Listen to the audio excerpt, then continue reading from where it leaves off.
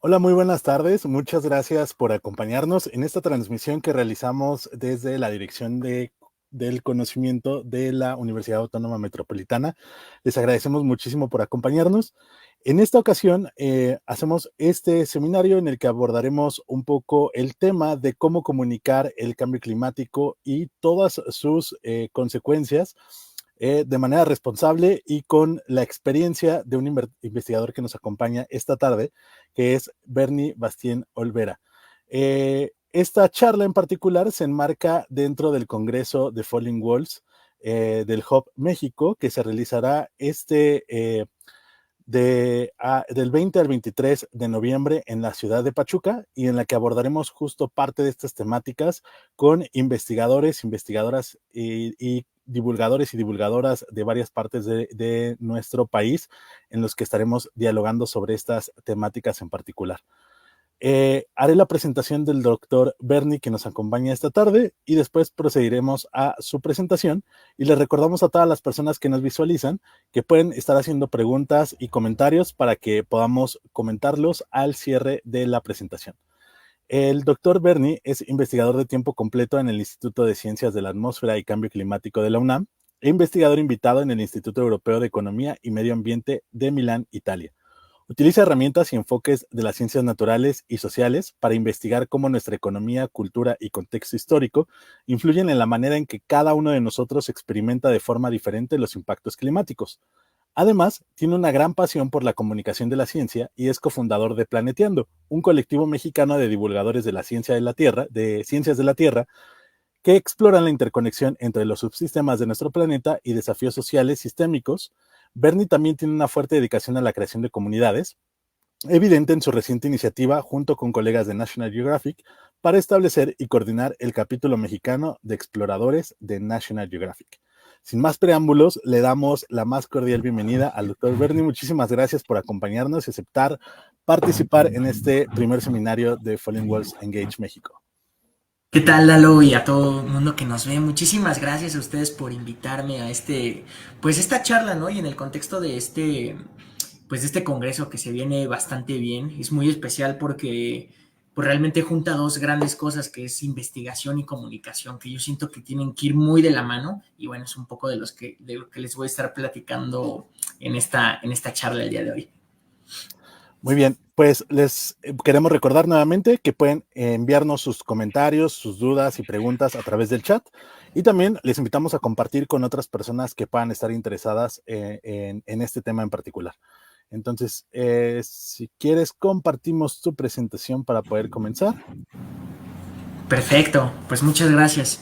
Pues así es, a la plática del día de hoy le pusimos nombrar y valorar, que son dos armas contra la crisis climática. Y es un poco eh, mi camino de que por un lado, pues he estado haciendo investigación de cambio climático los últimos años, pero por otro lado nunca he dejado esta pasión de comunicar y divulgar lo que me interesa pues como investigador, pero también como ciudadano del mundo interesado en proteger nuestro planeta, ¿no? En tratar de pues, unirnos para combatir la crisis climática, el cambio climático. Entonces esto es un poco de cómo lo he vivido yo. Pues van a escuchar de mi investigación y también de mis actividades de comunicación, específicamente en un último proyecto que he estado haciendo. Pero bueno, empecemos. Como bien aquí me presentó Lalo, soy investigador del Centro de Ciencias de la Atmósfera y Cambio Climático. Estoy pues muy emocionado porque recientemente es que regreso a pues digamos, esta casa de estudios, ¿no? Donde estudié la licenciatura y pues apenas ahorita me uno como investigador. Y entonces pues quería contarles, o sea, empezar rompiendo el hielo con un poco de las cosas que me estaba acordando que yo hacía cuando estaba por estos mismos pasillos, pero más desde el lado de estudiante, ¿no? Pues aquí tienen una foto de mí en una de estas prácticas de campo aquí en Ciudad Universitaria, en la Reserva Ecológica El Pedregal de San Ángel, iniciando la carrera, como ven ahí pues un poco norteado, un poco perdido aquí viendo hacia dónde vamos a seguir los transectos ecológicos, siguiendo esta brújula.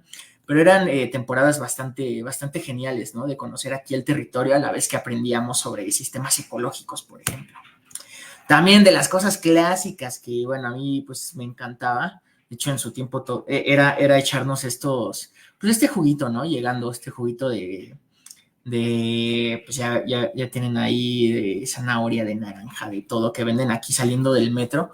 Bueno, en ese entonces realmente todos usábamos mucho más popotes de los que usamos ahorita, pero pues es una bonita tradición que yo recuerdo que era algo que me motivaba en las mañanas. Y otra de esas cosas, pues también bastante increíbles que me gustaba hacer era subirme al cuarto, quinto piso de la Facultad de Ciencias, y desde ahí se observa bastante chido bueno, en un día con cielos particularmente despejados puedes llegar a ver las montañas que rodean la Ciudad de México, y pues si tienen buena vista pueden también incluso checar el glaciar, ¿no? Que todavía pues nos quedan algunos años de poder disfrutar este glaciar eh, de vista, o quienes vayan a hacer este senderismo pues también pueden ir a verlo. Esto es un poco de lo que me acordaba que yo disfrutaba demasiado en esos momentos. Si se fijan, detrás de cada una de estas actividades está un ecosistema de por medio. Y siempre, en todo momento, cuando personas y ecosistemas interactúen, van a salir cosas que para nosotros son significativas en la vida. Aquí son 3 cosas que para mí me llenaban mi día a día, me daban felicidad, me daban bienestar. Y todo esto surgía a través de la interacción ecosistemas y humanos. En este caso, el humano pues era yo. Entonces, si bien sabemos que el cambio climático va a afectar a los ecosistemas de muchísimas maneras, por ejemplo, aquí les pongo un mapa del último reporte del Panel Intergubernamental de Cambio Climático, el cual pues reúne toda la ciencia que conocemos sobre cambio climático y cómo nos va a estar pegando. En este mapa en específico, aquí cada uno de los circulitos que ven y de estos números que ven en este mapa es un lugar donde ya se ha observado que los ecosistemas se están desplazando, se están moviendo bosques enteros, porque como el clima se está calentando, el planeta se está calentando, pues los ecosistemas siguen aquellas condiciones de temperatura, de precipitación, donde pues las plantas crecen y viven cómodas y felices, tienen esta producción primaria óptima, ¿no? Se pueden seguir reproduciendo, se pueden seguir expandiendo, creciendo. Entonces, todos estos lugares son lugares donde ya se ha observado que el cambio climático está aquí. Los ecosistemas se mueven desde el Ecuador hacia los polos, o desde montaña arriba hasta montaña abajo. Sabemos que el cambio climático ya está aquí, pero ¿cómo eso afecta lo que a mí me importa? ¿Cómo eso afecta lo que a mí me interesa? A ver, en este caso, ¿cómo me afecta mis salidas a lugares de naturaleza que me gustan? ¿Cómo afecta la comida que me gusta comer, los juguitos? ¿Cómo afecta esa vista, ¿no? del volcán Popocatépetl con su glaciar? Eso realmente la ciencia climática actual no ha podido dar respuestas tan contundentes como lo sabemos para los ecosistemas naturales. Es decir, en los sistemas sociales, pues estamos todavía varias décadas detrás de poder conocer esto. Y pues de esto va la charla del día de hoy, de cómo yo he tratado de responder este tipo de preguntas. Entonces, primero les voy a contar sobre un poco la ciencia que hay detrás de este desplazamiento de ecosistemas por cambio climático, este movimiento que les contaba, que pues yo le llamo la migración más silenciosa, ¿no? Por ejemplo, vemos que hay migraciones muy esplendorosas, muy bellas, como por ejemplo, de la mariposa monarca, pero hay otras migraciones que son pues más permanentes, ¿no? No solo estacionales, sino que más tajantes y que no se ven tanto como esta de ecosistemas, pero que van a tener repercusiones muy importantes. Entonces, bueno, para entenderla mejor, pues ahí tenemos un dibujito del planeta Tierra con el Sol. El Sol nos da radiación de alta energía, radiación de onda corta que entra a nuestro planeta. Y me fui hasta el final de la presentación sin querer. ¿Cómo regreso? ¿No?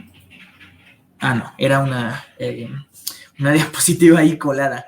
El planeta absorbe esta energía, los océanos, la tierra, los bosques, y pues esta energía luego se escapa hacia el espacio como vemos aquí con estas rayitas que pinté de color rojo.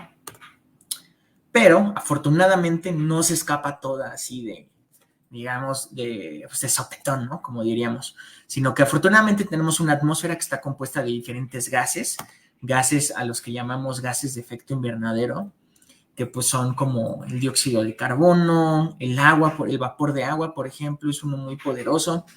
Entonces, debido a que tenemos este tipo de gases de efecto invernadero, esta radiación no escapa hacia el espacio completamente, sino que parte de ella es reabsorbida y nos vuelve a llegar hacia nosotros, ¿no? Y es por eso que tenemos pues, un planeta donde podemos vivir tan a gusto, ¿no? Si no, estaríamos a menos de 15 grados centígrados en promedio en el planeta, estaríamos congelados. Y bueno, ya después de algunas cuantas interacciones, esta radiación pues sí sale hacia el espacio y se libera. Y pues es así como se ha creado, a través de miles de millones de años, nuestro sistema climático y todos los componentes del planeta Tierra que viven en él, ¿no?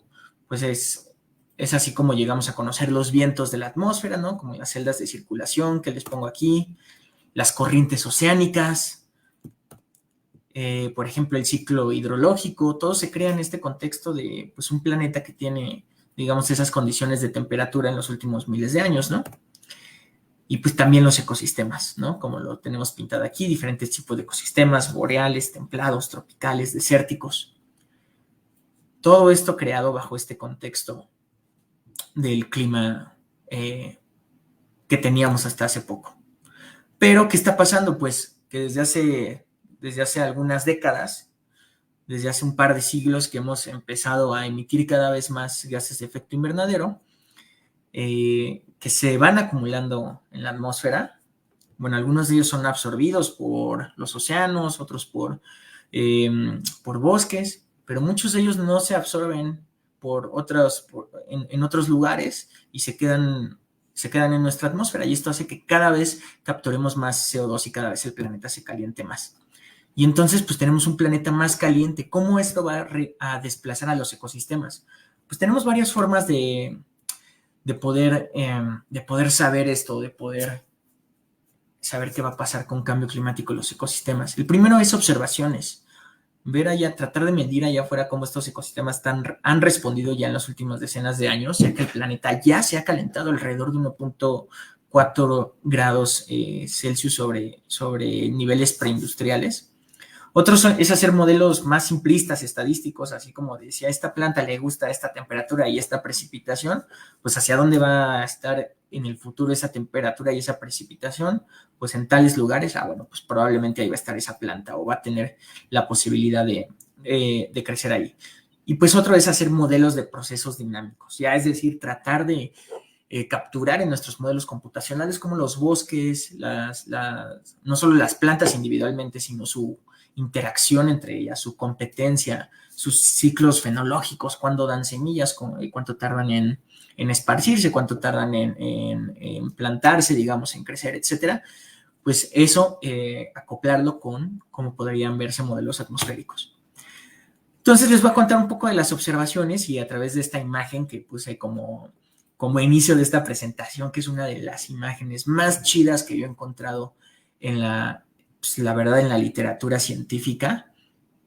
Es algo que mezcla de manera muy genial el arte y la ciencia. Esta es una imagen de 1807 hecha por Alexander von Humboldt en el Chimborazo, en una montaña ecuatoriana en la cual él y un colega botánico pues se fueron a escalarla y básicamente fueron registrando aquí cada una de estas cosas que se ve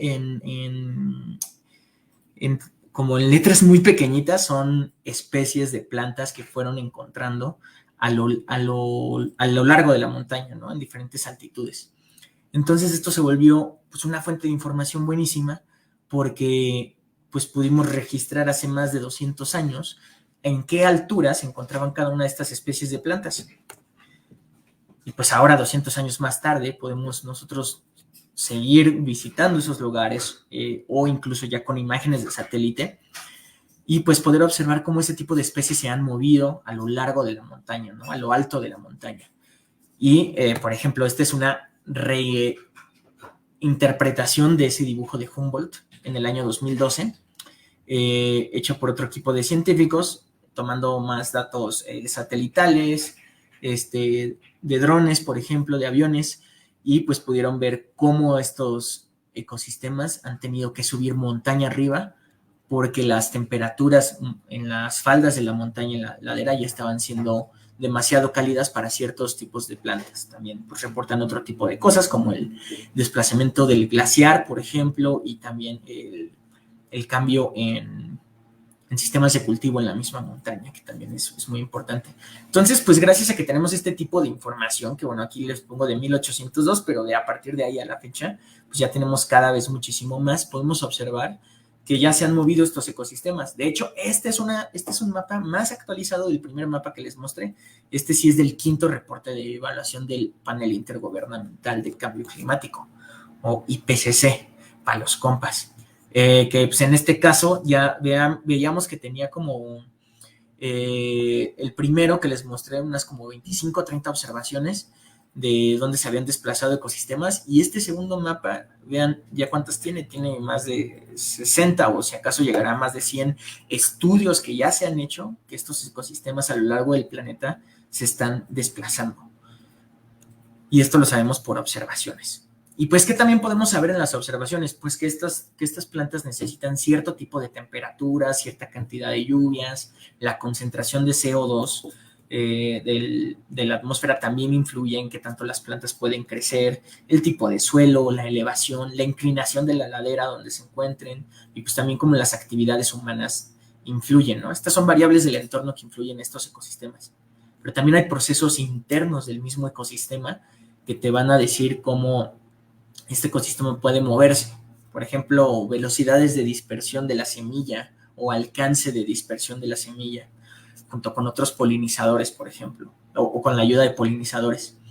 Velocidad de crecimiento de cómo llega a ser de un bosque joven a un bosque maduro, por ejemplo, y cómo se da la competencia entre diferentes especies. Por ejemplo, si se va expandiendo el espacio donde viven los árboles tropicales, cómo estos van a competir con los árboles o los bosques templados, por ejemplo. Entonces, debido a que tenemos estas observaciones, pues uno puede agarrar muy simplemente y decir, bueno, dos de ellas muy importantes son temperatura y lluvia. Pues ahora sí que puede ser un modelo muy simplista y decir, bueno, ¿qué me dicen los climatólogos de cómo va a estar la temperatura y la lluvia el siguiente año, la siguiente década o a finales del año, a finales de este siglo? Entonces, pues tenemos que esos datos los tenemos más o menos bien estudiados y podemos decir, bueno, si así va a cambiar la temperatura a nivel global en cada una de estas locaciones del planeta y así va a cambiar la precipitación, pues podríamos estimar que los bosques se van a mover para acá o para allá, ¿no?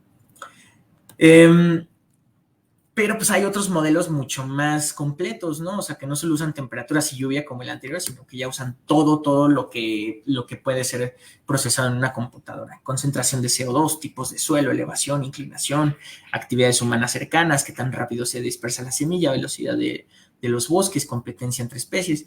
Y pues así uno crea estos modelos computacionales en el cual en cada uno de las locaciones del mundo, como si fuera un tablero de ajedrez en cada uno de estos recuadros, nosotros podemos especificar hoy en día cada uno de estos recuadros de nuestro tablero, qué tanto bosque tiene de cada uno de los diferentes tipos de bosque y cómo al cambiar las condiciones de temperatura, lluvias, etcétera, cómo estos árboles van a ir creciendo, muriéndose algunos, dispersándose o caminando, ¿no? Entonces, estos son unos modelos que yo utilicé en mi investigación pues, para saber cómo este desplazamiento de ecosistemas nos iba a afectar pues, a lo que nos importa, ¿no? Entonces, bueno, pues así más o menos se ven estos modelos. Yo los corrí 3 diferentes tipos de modelos que hay, o sea, 3 modelos distintos. Aquí están sus nombres, que pues, no vale la pena ahí hacer trabalenguas. Estos modelos uno los corre con diferentes escenarios o proyecciones de cambio climático. También hay muchos modelos del sistema Tierra en el cual podemos podemos obtener las salidas o los resultados de estos modelos. Entonces yo agarré 4 modelos de sistema Tierra para correr estos 4 modelos distintos. Entonces ya se van haciendo las combinaciones, 4 modelos climáticos por 3 de vegetación y por 4 escenarios, por 3 escenarios de forzamiento radiativo. O sea, por 3 escenarios de qué tanto la humanidad va a emitir de gases de efecto invernadero en el futuro. Entonces, todo esto, pues, para tener una buena comprensión de, pues, hacia dónde nos vamos dirigiendo en términos de los ecosistemas a nivel global. Entonces, bueno, aquí, por ejemplo, les muestro un poco de cómo México tiene distinta cobertura de ecosistemas tropicales, templados, a lo largo del territorio mexicano. Y aquí les muestro cómo para el año 2040, 2060 y 2100 vamos a estar, de los que se muestran de este lado izquierdo, perdiendo este tipo de ecosistemas, y los que se muestran de este lado derecho ganando este tipo de ecosistemas. Por lo que vemos, ecosistemas tropicales van a estar entrando a territorio nacional, y ecosistemas templados y boreales van a estar saliendo del territorio nacional o desapareciendo. Tenemos ganancias y pérdidas, pero si en total hacemos la suma de esto, pues en total perdemos ecosistemas a lo largo del país. Entonces, repetí pues este ejercicio para cada uno de los países del mundo, y aquí lo que les muestro es cómo se ven los ecosistemas hoy en día. Por ejemplo, aquí en el Ecuador, en la latitud de 0 grados, tenemos grandes ecosistemas tropicales, y cómo hacia los extremos están los polos, y pues cómo estos ecosistemas van siendo cada vez más templados y boreales, ¿no? En los polos. Y aquí tenemos un bajón de ecosistemas porque pues aquí se ven los desiertos. Entonces esto es hoy en día, y podemos modelar cómo se ve a finales del año 2100. Entonces esto es el cambio de estos ecosistemas. Hacia la derecha mostramos lo que se gana, y hacia la izquierda mostramos lo que se pierde en cobertura de ecosistemas. Vemos que tenemos un desplazamiento sobre todo hacia los polos y hacia montaña arriba. En total, la cobertura de área, el área cubierta por vegetación disminuye en casi todas las partes del mundo, así como también medimos el contenido de carbón vegetal, y pues bueno, así fue como, digamos, esta es la primera pieza del rompecabezas que armamos en esta investigación. Y ahora viene, ok, ¿y eso qué tiene que ver conmigo? ¿Qué tiene que ver, cómo impacta estos ecosistemas en las formas en las que yo me beneficio de la naturaleza, en las formas en las que me importan? Y aquí, digamos, echamos mano del concepto de los valores de la naturaleza. Valor de uso, cosas que utilizamos, y valores de no uso, cosas que valoramos solo porque existen. Entonces vamos a hablar esta sección de valores de la naturaleza. Y claro, por un lado, sí quiero decir que ciertamente cuando hablamos de los valores de la naturaleza, lo primero que, pues a mí, y yo sé que también a muchos de ustedes que nos están viendo, lo primero que nos viene a la mente es, ¿sabes qué? Pero la naturaleza es invaluable. Y esto es totalmente cierto. Realmente nuestra lucha por la naturaleza, por proteger el planeta, debe ser pues algo que esté, digamos, independiente de todo beneficio económico, beneficio social. O sea, bueno, ahí cada quien tiene un sistema de valores y sistema ético distinto que nos ayudan a contextualizarnos de cómo son las formas en las que cada uno queremos defender a nuestro planeta, ¿no? La cual, pues a mí me agrada demasiado ver que cada vez somos más y más las personas que estamos defendiendo la naturaleza, incluso sin tener estos argumentos económicos y sociales, de los cuales les voy a platicar. Entonces, partiendo de eso, pues ahora sí hacemos un acercamiento hacia por qué también es importante valorar la naturaleza, porque vivimos en una sociedad actual en la que también es importante dar estos argumentos en la política climática, ¿no? Entonces, cosas que nos podemos preguntar es, a ver, ¿la naturaleza tiene valor o tiene valores distintos? ¿Estos valores son medibles? ¿Estos valores se pueden sustituir un valor de cierto sistema natural por otro? Estas son preguntas abiertas que realmente no nos hemos logrado responder al 100% en este campo de investigación. Y pues también podemos irnos hasta las últimas consecuencias. Oye, ¿qué es el valor realmente la palabra valor a veces la damos por hecho y cada quien entiende lo que quiere, pero pues realmente hay pocas disciplinas que se tomen un respiro y a preguntar, oye, a ver, ¿cómo vamos a definir el valor? ¿Cómo definimos esta palabra, esta métrica? Tenemos que hacer que el valor sea un concepto vivo nuevamente, ¿no? Pues en la teoría, en las disciplinas de las ciencias económicas o en las disciplinas de las ciencias sociales. Yo, por un lado, pues aquí les planteo mi definición de valor, que es cuando un objeto tiene valor cuando su existencia o su interacción con el entorno crea un estado del mundo preferible, al menos para alguien, que si no existiera. Y los valores siempre están en referencia al observador. ¿Cuál es la cosmovisión de esta persona? ¿Cuál es el sistema ético? ¿Cuáles son las experiencias que ha tenido esta persona que está valorando esa naturaleza? Y por ejemplo, aquí les cuento un poco, ya entra un poco mi parte de divulgación, que yo junto con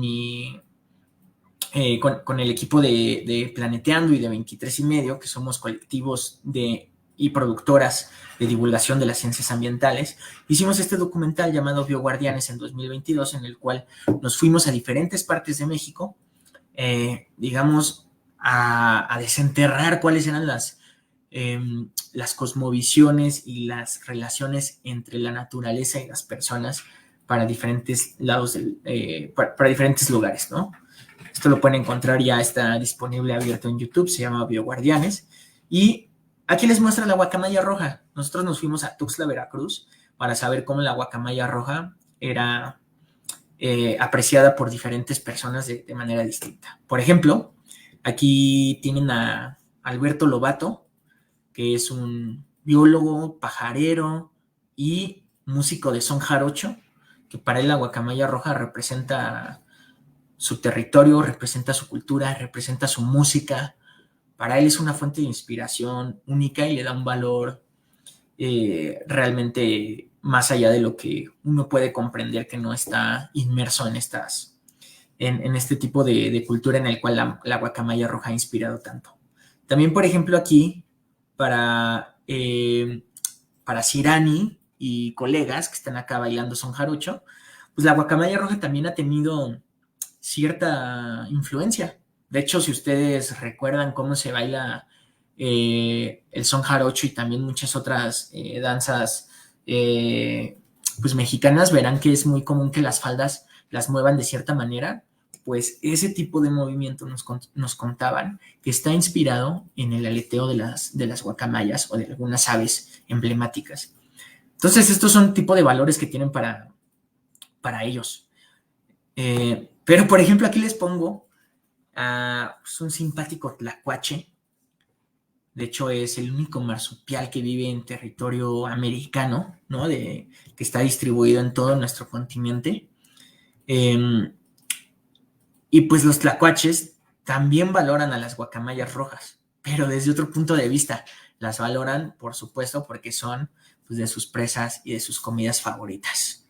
Entonces, pues siempre el valor depende del observador, ¿no? Y hay distintos tipos de valores que pueden jugar al mismo, o sea, digamos, se desarrollan en un mismo momento. El valor para algunos es exhaustible, consumible, ¿no? Pues si te lo comes ya no lo vas a poder apreciar. Hay valores que están, digamos, en oposición en muchas veces. También siempre surge de la interacción, ya sea física o mental. Física, pues podemos pues, consumir algunos de estos recursos maderables, consumir el agua que nos da una cascada, pero también física podemos ir a experimentarlo. También podemos experimentarlo físicamente cuando un bosque limpia el aire y respiramos aire limpio. O mental, simplemente el hecho de pensar que algo existe es algo que nos da bastante pues bienestar a muchas personas, el saber que alguna especie, por ejemplo, sigue existiendo incluso si no voy a verla, a visitarla. Bueno, y aquí les pongo también otra imagen de Bioguardianes en el cual visitamos el lago de Pátzcuaro para registrar cómo estaban los achoques, que son primos de los ajolotes, ¿no? Estas salamandras que viven en el fondo del lago de Pátzcuaro y que pues por mucho tiempo pues, se vendían como peces en el mercado. Hace demasiadas décadas, ¿no? Realmente había toneladas y montañas de ajolotes, de achoques que pues, la gente compraba y pues se lo echaba pues acá en un taquito, en un cevichito. Pero pues realmente ahora ya están en peligro de extinción, no porque los pescaran, sino porque hay muchas industrias a lo largo del lago de Pátzcuaro que están haciendo, desmontando bosque y están haciendo un cambio de uso de suelo que está haciendo que mucha tierra llegue al lago y que el lago se empiece a llenar desde abajo. Entonces, como las temperaturas más frías del lago están abajo, ahí es donde vivían los ajolotes y ahorita, digamos, ese hábitat se está destruyendo. Entonces, aquí las monjas de este convento, de hecho, son unas de las mayores protectoras del ajolote.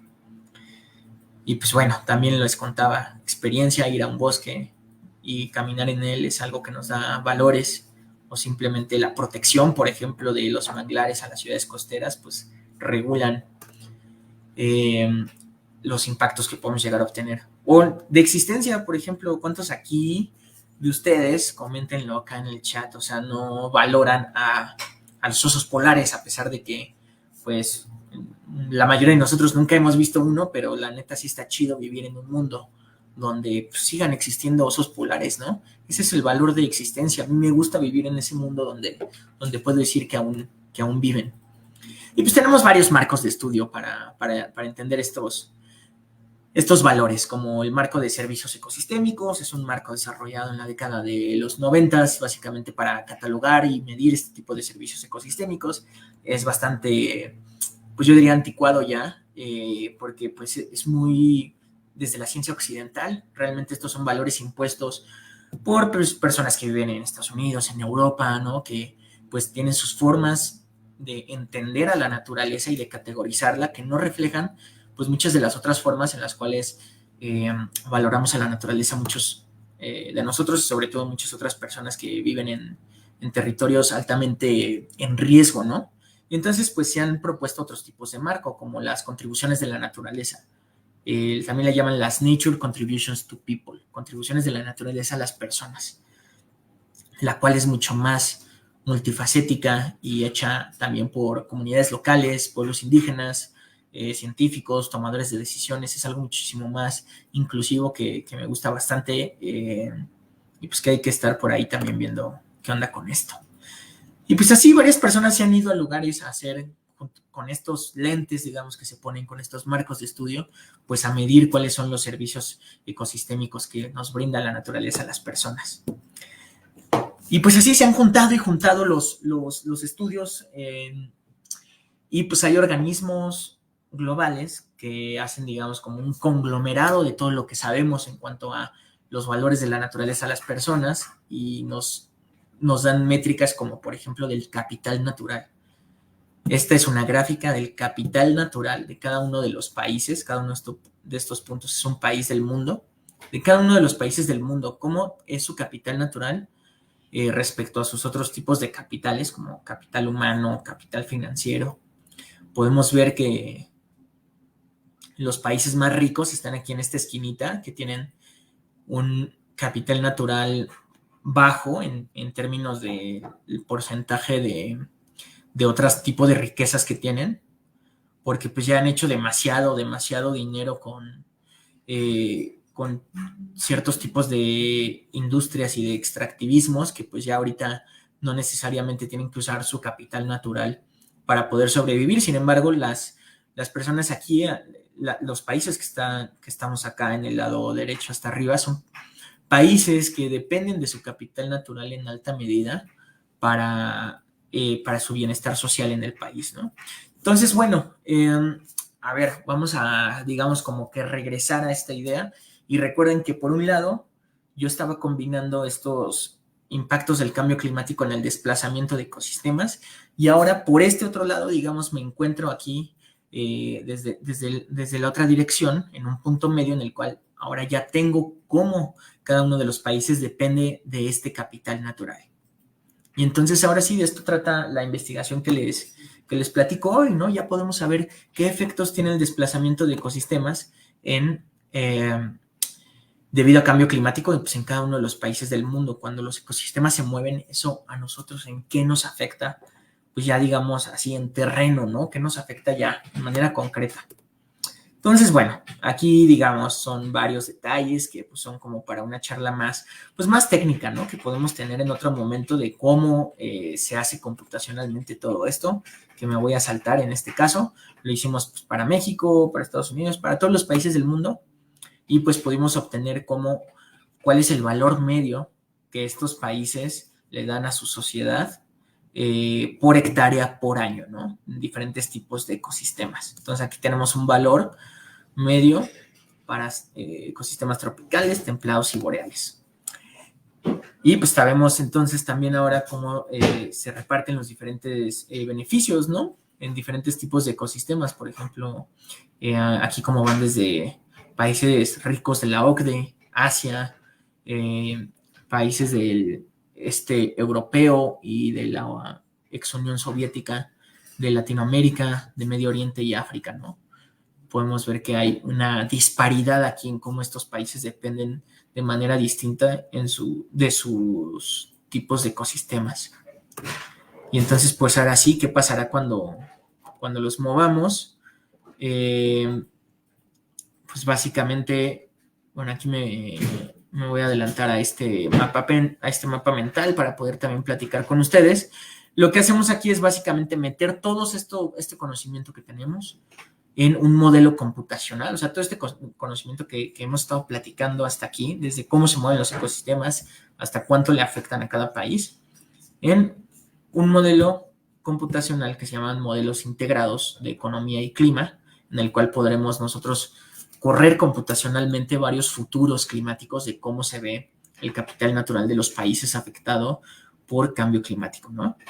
Entonces, pues, si todo esto lo metemos a este modelo y pues tenemos más o menos un esquema en el cual podemos nosotros, un modelo en el cual podemos nosotros medir el Producto Interno Bruto y los servicios ecosistémicos de fuera del mercado, digamos que no tienen un valor así monetario, sino que nos dan beneficios directos a la sociedad, como este PIB y servicios ecosistémicos dependen del capital natural, capital humano y capital manufacturado para cada uno de los países del mundo, y este capital natural cómo se afecta por cambio climático.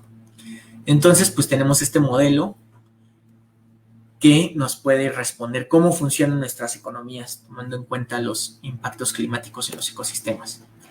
Entonces, por ejemplo, aquí lo que les voy a mostrar es los resultados de si corro este modelo que hice bajo un escenario de, por ejemplo, de calentamiento medio de alrededor de 2.6 grados por encima de niveles preindustriales del planeta, cómo se vería el PIB, el Producto Interno Bruto y los servicios ecosistémicos del mundo. Más o menos lo comparo a cómo se ve si no hubiera cambio climático. Y más o menos se ve así. Déjenles explico esta gráfica que pues está medio rebuscada, pero cada uno de estas líneas que vemos es un país. Todas empiezan aquí en este momento, que es el año 2020, y todas van perdiendo, si se hacen aquí hacia la izquierda, van perdiendo servicios ecosistémicos. Y conforme más hacia abajo lleguen, van perdiendo Producto Interno Bruto. Esto solo debido al desplazamiento de ecosistemas. Como ven, todas pierden Producto Interno Bruto. Algunos países, de hecho, bueno, la mayoría pierden servicios ecosistémicos. Muy pocos son los que ganan servicios ecosistémicos debido a este desplazamiento y realmente ganan muy, muy poquito. Y podemos, pues, ahora sí estar, digamos, preparados para cada uno de estos países, pues, cómo nos va a pegar el cambio climático en cuanto a cómo dependemos de la naturaleza y poder adaptarnos, ¿no? El cambio medio en servicios ecosistémicos a nivel global es del menos 10% de estos servicios ecosistémicos, y el cambio medio del Producto Interno Bruto es de menos 1.3% anual, ¿no? O sea,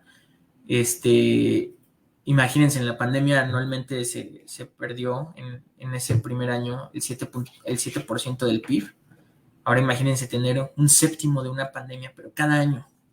Y todo eso por desplazamiento de ecosistemas únicamente. sin contar pérdida de biodiversidad, de eventos extremos, y esto solo ecosistemas terrestres, sin contar los ecosistemas marinos, que esa es una investigación activa que estoy viendo en estos momentos, ¿no? No solo importa cuánto pierdes, sino quiénes lo pierden. Esto tiene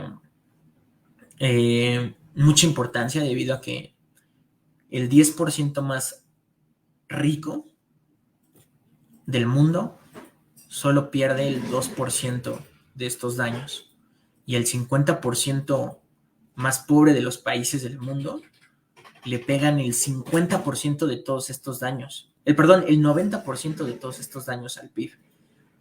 O sea, si de por sí ya estás teniendo problemas económicos, estos impactos en el ecosistema le van a pegar al 50% más pobre. El 90% de todos los daños le pegan al 50% más pobre.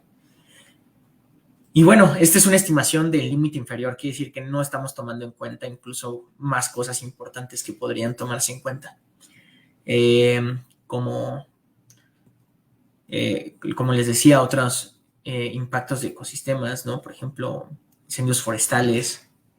Y también solo estamos tomando en cuenta un subconjunto de servicios ecosistémicos que han sido reportados en la literatura, pero hay muchísimos más de los cuales todavía no tenemos mediciones. Y pues también, bueno, esto solo es una de las cosas que estamos haciendo. Hay mucho por delante, ¿no? Explorar política climática internacional y doméstica, cómo podríamos adaptarnos a ellos. Explorar impactos de incendio forestal, cambio de uso de suelo, de biodiversidad. Explorar otros sistemas de valores y cosmovisiones. Y pues justamente ahorita lo que les decía, aquí está, modelo con capital natural azul, ¿no? Incluir a los océanos. Y justamente también a quienes nos estén viendo, ahorita estoy en una etapa en la cual estoy pues convocando a estudiantes que les interese abordar este tema, pues a que me contacten y a que desarrollemos este tipo de modelos si están interesados. Entonces, es una invitación totalmente abierta. Ahorita les dejo mi correo. Y también, por último, de hecho, aquí viene esta diapositiva que por alguna cosa se me coló. Era la número 12. Entonces, déjenme ver si podemos regresar a la 12. Ok. Que pues justamente es esto, ¿no? Que a partir de esta investigación se hizo muchísimo material de divulgación de este artículo. Tuvimos sesiones con ilustradoras que se enfocan en ilustrar la crisis climática. Hicimos sesiones de fotografía con National Geographic ilustrando la línea de árboles, cómo se ha ido moviendo.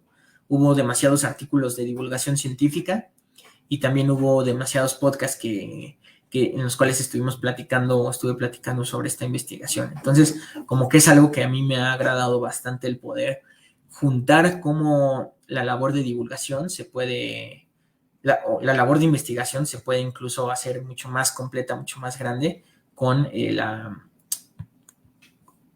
divulgación. Entonces, ahora sí me voy a la última diapositiva. Y pues eso es todo. Muchas gracias.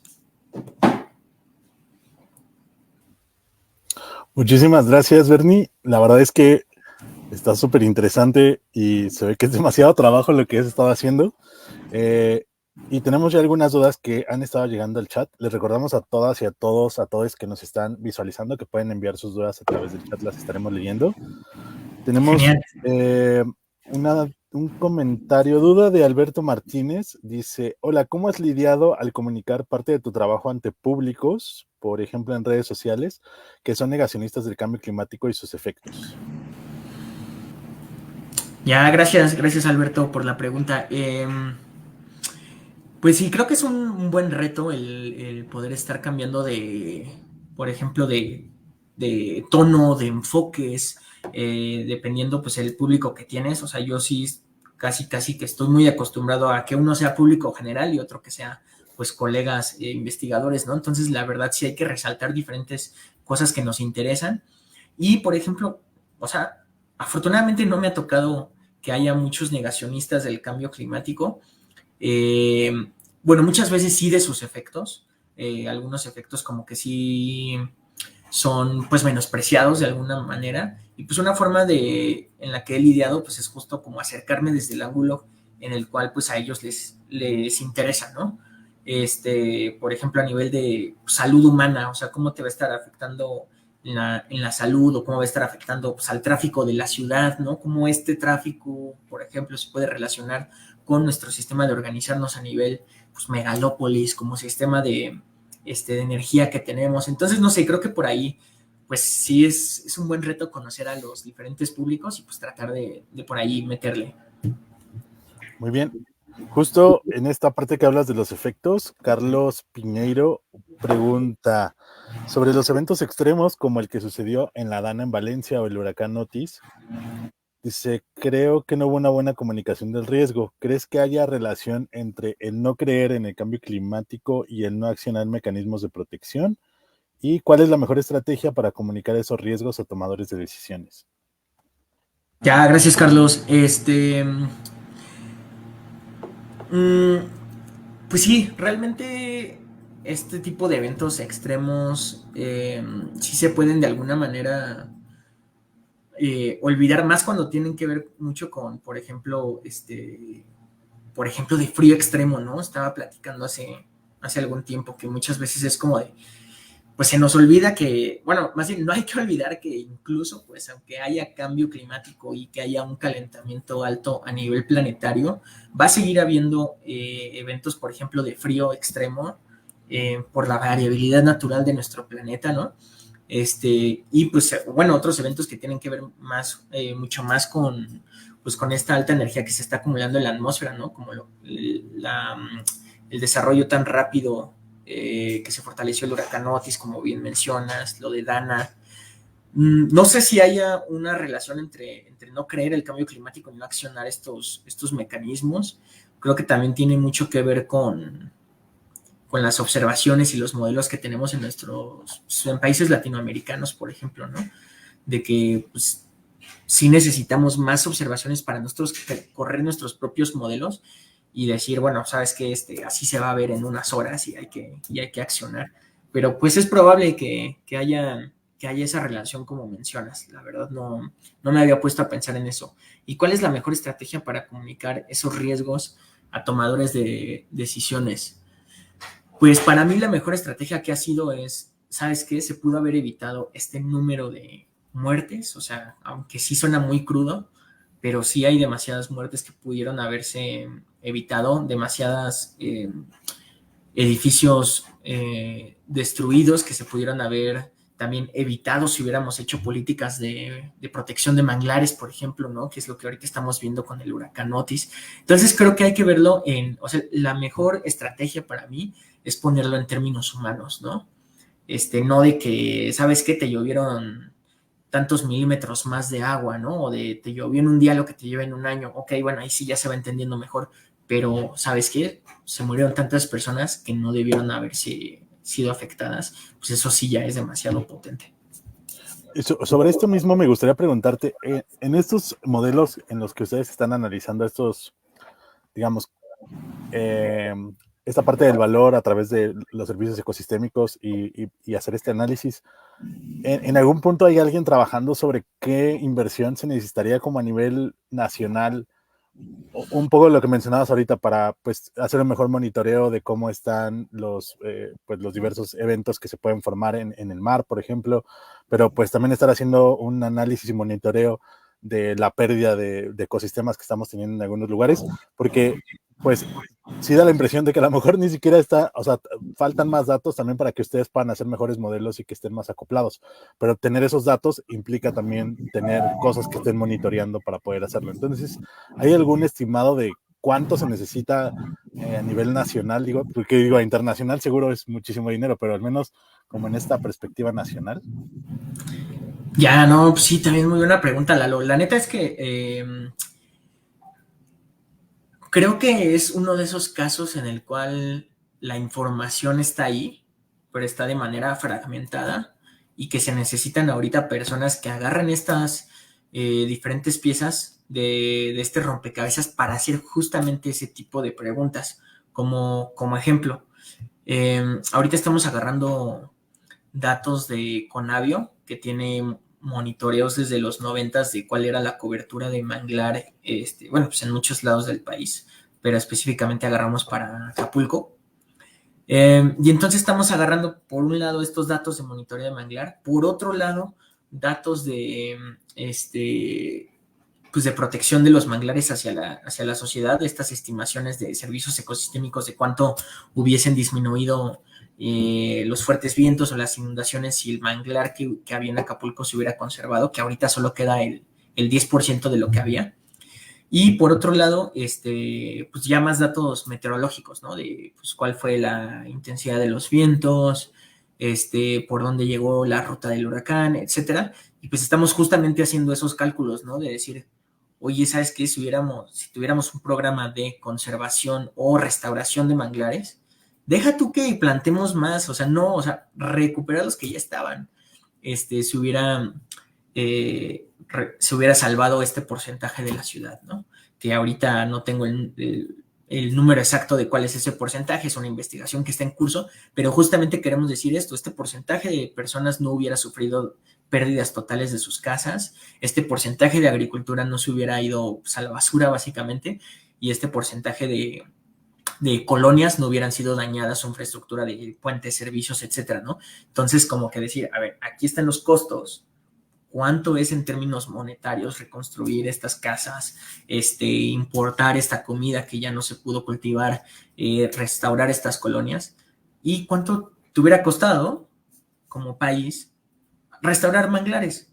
Entonces, como que dices, bueno, como que sí se necesita hacer estas preguntas.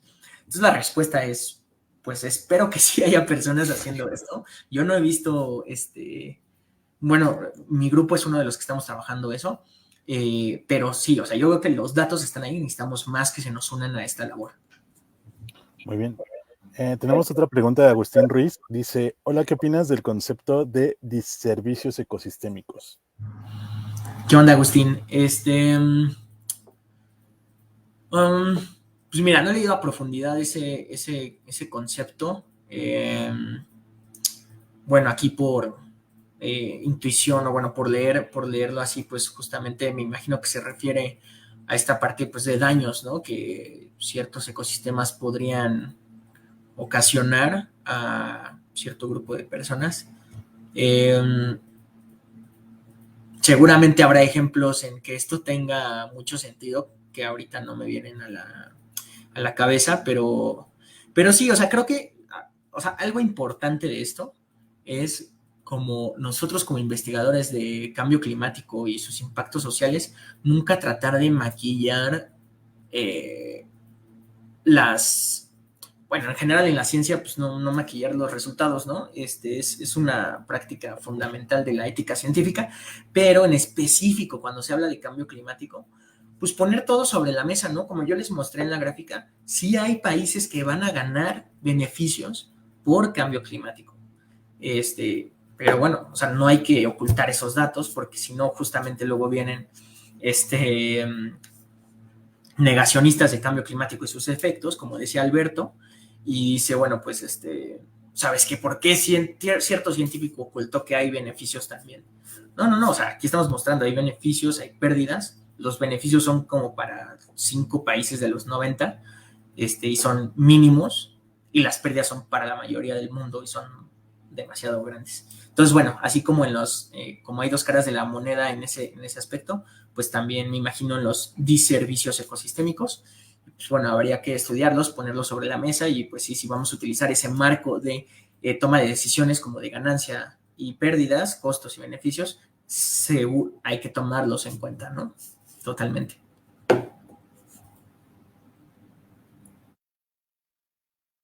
Perdón, Tenía el Eduardo. micrófono desactivado, perdón.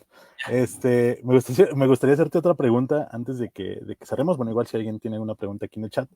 Y creo que siempre a la hora de comunicar el tema de cambio climático está como esta como disyuntiva entre poder comunicar los datos duros y por el otro lado la parte de sensibilidad o de esta parte de las emociones que genera, por ejemplo, ahorita lo que nos hablabas con el documental de la guacamaya y otras de las cosas que ponías así ahí. ¿Cómo haces como para, a la hora de ser como productos de comunicación de la ciencia que están comunicando el cambio climático, tener este balance entre pues, la parte de las emociones y la parte de los datos duros, porque si no, pues solamente generas como estas emociones, pero sin conocer detrás nada, y si solamente das datos, a lo mejor no logras empatizar con la audiencia. Entonces, ¿cómo le han estado trabajando ya sea en Planeteando o en los otros proyectos en los que has estado para pues equilibrar este tipo de las dos vías posibles para poder comunicar? Sí, no, pues también muy buena duda. O sea, hemos estado ahí tratando de ver cómo hacerlo de la mejor manera. En general hay una tendencia hacia no hacerlo. O sea, sí hay una tendencia fuerte en que si eres investigador, pues te dediques a comunicar los datos duros y listo. Eh, Sin embargo, yo considero que para los que abordamos este tipo de problemáticas, que pues ya son más a nivel, pues no solo de sistemas naturales, sino también social, pues también es algo importante reconocer que esto tiene que ver con nuestra manera de vivir, nuestra manera de experimentar el mundo, y creo que las emociones son también parte fundamental de ponerlas al frente. Entonces creo que sí, más de que creo que como comunidad no nos encontramos todavía en ese momento en donde podemos decir ya estamos como en un equilibrio, sino creo que como comunidad científica estamos muy sesgados hacia más bien no hacerlo y que no se ve profesional hacerlo.